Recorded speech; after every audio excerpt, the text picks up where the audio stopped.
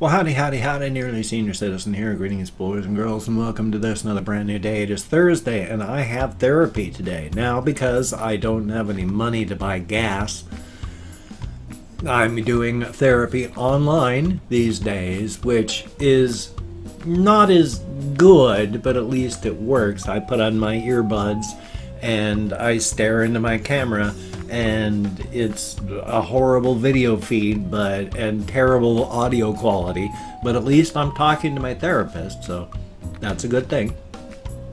So that's happening today at 9 o'clock. It is 10 minutes after 7 a.m. I was doing my videos at 8:30, but that's because I was on opiates and was able to sleep until about 7 o'clock in the morning. Well, now that I'm off opiates now, if I go to bed at 11 o'clock at night, like I do, approximately, I'm awake at about 3 in the morning from pain, and then it's toss and turn until finally I hurt too much and can't lay down anymore. So I was up before 6, which is why it's 10 after 7. So I'm going to have my vlog done and then be able to have my online therapy at 9 o'clock, and that'll be good. Definitely a good thing. I didn't have it last week. I wasn't so used to not sleeping like I am now, so it was bad then. And hopefully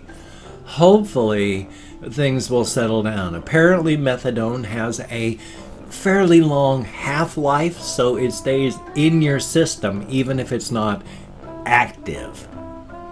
So here's hoping that as the methadone continues to leave my system, things will settle down and then I'll be able to sleep.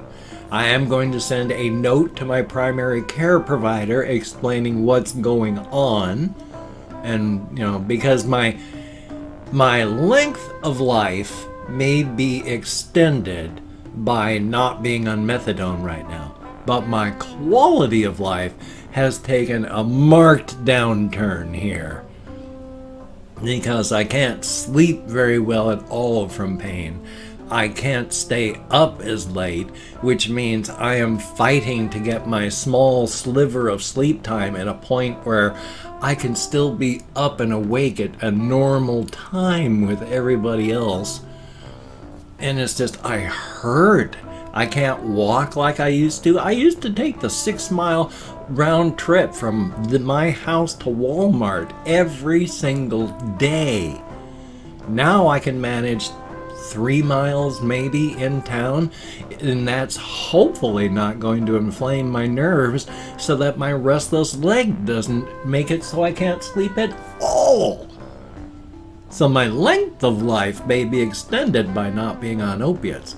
My quality of life has taken a massive turn for the worse because I'm not on opiates anymore. So I've got to talk to my primary care provider to see what I can do about that.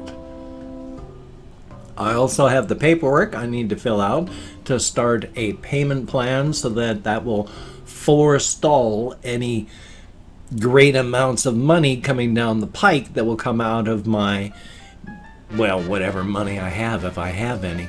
Because right now, periodically, like once a year or so, they'll hit me for a couple $100 because I owe like $2,000 still to the government through my Veterans Administration medical bills. I have to pay for my meds. I don't have to pay for anything else. So after several years of meds and not paying because my mental status was downhill and we just didn't have money, I am reaping the benefits of that, in that periodically I lose a ton of money as they start recouping. Now, if I do the repayment plan and actually pay it, it'll take years to get paid off, but it'll get done. And then it'll be just like, hopefully they'll take like 25 or 30 bucks a month. I have to write an appeal letter because right now the minimum is like $57 a month. And while that doesn't sound like much, excuse me, drank a big bolt of caffeinated beverage beforehand. Well, it doesn't sound like a lot when your rent is almost all of your money, and then you've got other things on top of that, and so you're already negative when you've got to pay your 57. Any amount is a lot. So thumbs up. Such is life, though. I went and moved my windows so that I could put the box fan in the window. What I had done before is I had a series of 8.5 by 11 sheets of paper taped up on the window, and it blocked the sun as it tracked and moved. Now, of course, because I opened up the window to put the box fan in it, and I have a stick, a piece of doweling that you can get like Walmart, taped to the top of the box fan, and it presses up against the window frame so that the cat can still go in and out through the window. But I've also got the doweling taped to the box fan with duct tape so that the box fan, because it's not being held in on this side and this side by the window frame because the window slides, it's not going to fall because it's taped to this thing, and it's good. Definitely a thumbs up on that. And so the cat can go in and out the window when she has to go to the bathroom or wants to go out and terrorize all the animals on the countryside. So, hey, definitely a thumbs up for that. She's not trapped outside and slowly starving like it happened last summer. Ugh, poor kitty. I still feel bad about that. Oh, my nose is so red. And it hurts so much because you're only supposed to wear or have pressure on an area for 2 hours, because any more than 2 hours your skin starts to die. That's why you get pressure sores if you sit in one space for too long, or you get the big red marks if you got your clothing on too tight, that sort of thing. Your skin starts to die after 2 hours of pressure, no blood supply. When you're wearing a sleep apnea mask, unfortunately, you can't regulate the pressure because you're sleeping. And so it presses real hard against the bridge of my nose here. And it's also got a big T mark that comes up, a big piece of stuffed plastic, and it presses up against my forehead. And then there are straps that go across and back. And right across the back of my neck, it digs in deep with this thick strap. Oh, it's so tight and it hurts like the devil. But, skin starts to die after 2 hours. That's why this stays red all day, because it's got extra blood in there because, well, the tissue is dying.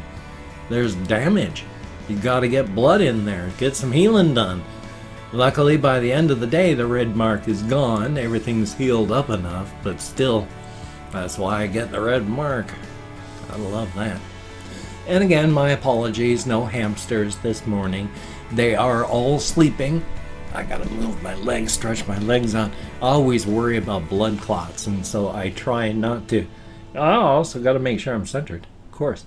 But I try to make sure that my limbs stay, especially when sleeping, I just keep my arms stretched out so I don't have bends in my elbows, and I try to keep my legs at a stretched out so that they're not tight like that, because whenever you bend you get turbulence, and whenever you have turbulence, well, turbulence is one of the major reasons we have blood clots inside of our bodies that form. So when you have turbulence, squidge like that, well, it's turbulence, blood clots. So yeah, I try to keep my legs stretched out. Especially the more you sit and the longer you sit, increases your chance of blood clots right there. And blood clots are bad. And if you don't know why a blood clot is bad, you get a blood clot in your heart, oh my God, talk about death. Yeah, all that tissue starts to die. You don't want your heart tissue to die. You get a blood clot in your lungs, you're going to die very, very quickly. Because all of a sudden your lungs aren't working properly. When you can't breathe, well, that things end very quickly. And then, of course, a blood clot in your brain. Well, that's bad right there. So, that's good ways to die. Now, if you don't have a blood clot that doesn't break free, my wife, late wife, who's dead, but was telling me about how With her situation, she had had long blood clots because her heart valves had issues. And she had a long blood clot on her heart valve at one point. They had to dissolve that with a drug called heparin. It dissolves blood clots. It keeps your blood from clotting. And it slowly dissolved away her blood clot. Had I been her, I would have been in a state of panic the entire time, knowing that if that thing ripped loose, goodbye. Say goodnight, Gracie. So, I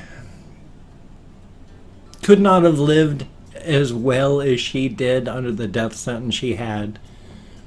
But we all live under the death sentence, a death sentence. I mean, as a psychologist, when I first hurt my back, I was going to see a psychologist about my back injury. But as he was saying, with her, her heart valve surgery, knowing that she's got only X number of years and she's fighting to get even that many, it's like, well, that takes a bit of stress off of her. She knows where the end is. She knows where the end mark is, where the finish line is. There's the goalpost right there. Whereas with us, well, yeah, we could start up a plan, but we don't know. Are we going to get hit by a bus and die tomorrow, or is it going to be in 30 years? That great uncertainty. Whereas, yeah, she knew and could plan accordingly. She worked. It worked. She broke down a few times, really only twice to me. She was very stoic, extremely so. But she did break down twice to me about how it was so hard just existing.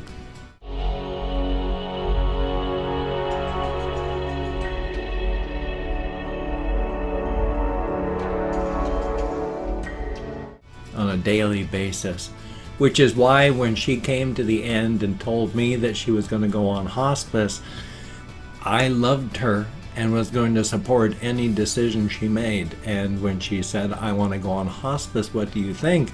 It's like, I support everything that you choose. How could I not? I had seen her break down from the pain of just existing on a daily basis. If it was her decision to not fight anymore. Well, I'd seen her fight for 10 years. I can only support her decision.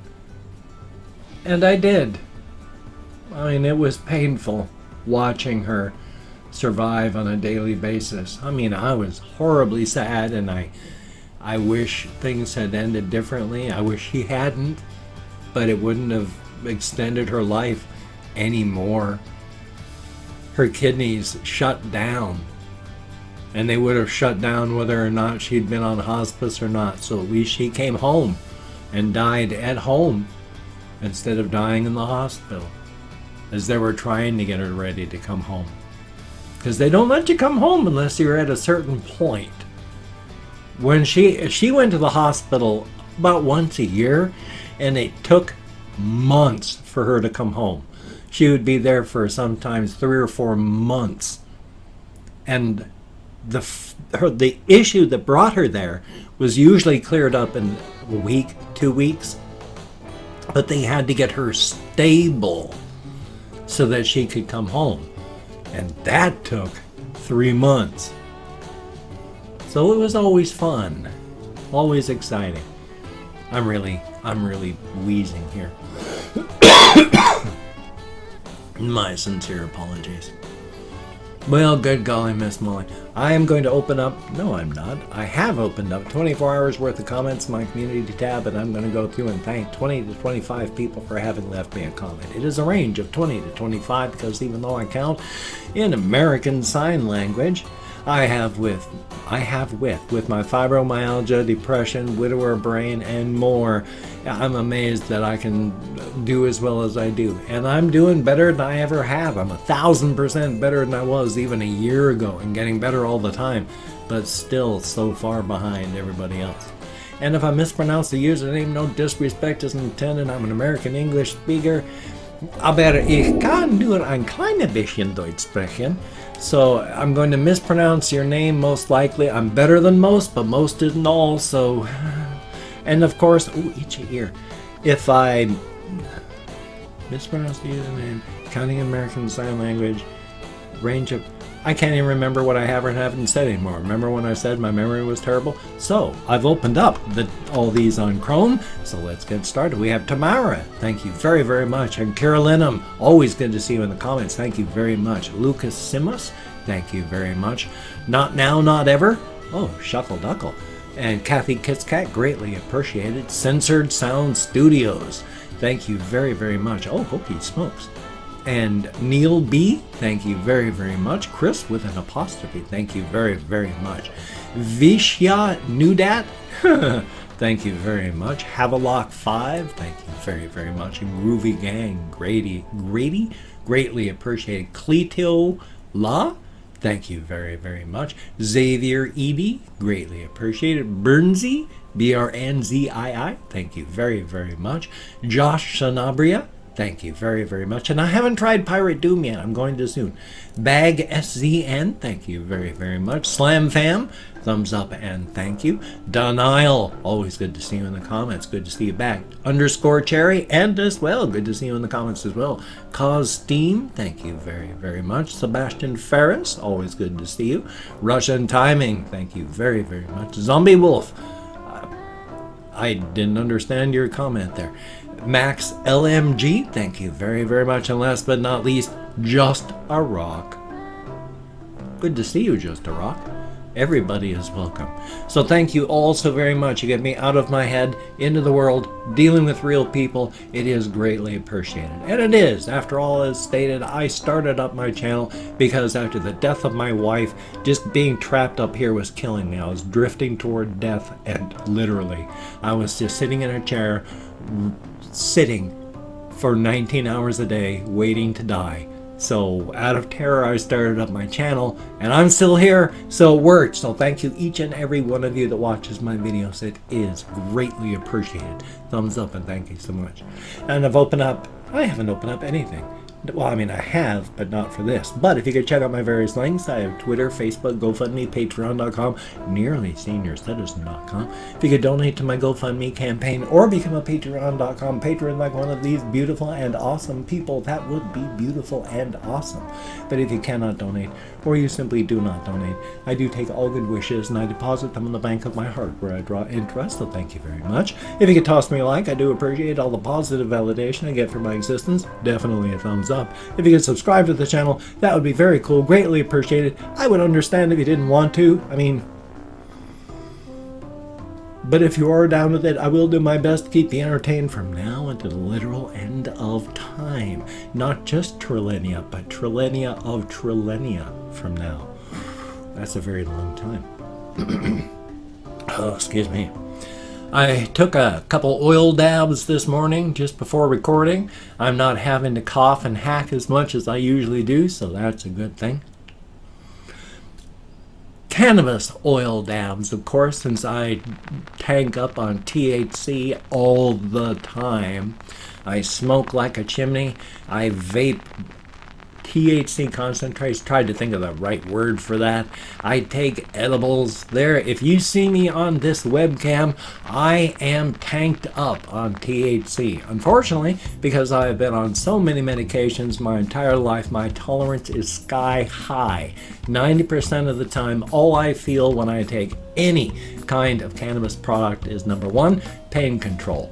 Number two, I get dry eye and dry mouth. And then number three, if I get really tanked up, I will occasionally find it difficult to speak English. Past that, I don't feel anything, which is unfortunate. Periodically, and it's growing in frequency, I will get stoned for about 20 minutes, where it's not how I remember it, but it's still nice, so that's a good thing. And hey, I've got this video coming up. I got another video to edit and render, another one to record, edit, and ender. So you take care. Have a great day today. I will see you on the flip side, my friend, and that is a very good thing. I'm sorry there was no hamster today.